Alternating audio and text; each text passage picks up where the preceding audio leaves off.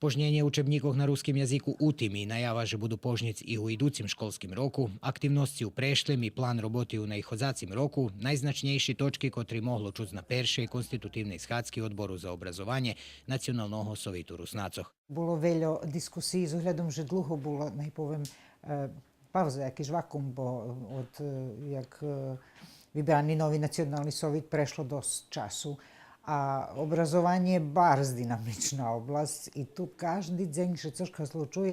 Všelijak najznačnejša téma učebníky i ich požnjenje u tim školskim roku, a najavene, že toto možljive i u iducim. Ešte všejne pozno, že by sme reagovali i že by sme napisali dopis všetkým tým, ktorí, najpovem, zacahujú vydavanje učebníkov na jazykoch nacionalnih menšin. Na schádski prinješena i odluka o porušovanju mišanih grupoh u predškolskih ustanovov u Verbaše, Šidu i Novim Sadu, co budze dobra počatna točka za toto, co bi moglo zrobiti za daskeljo roki, a to znači otvoriť i odzeljenje na ruskim jaziku do jednih školoh u tih mestoh.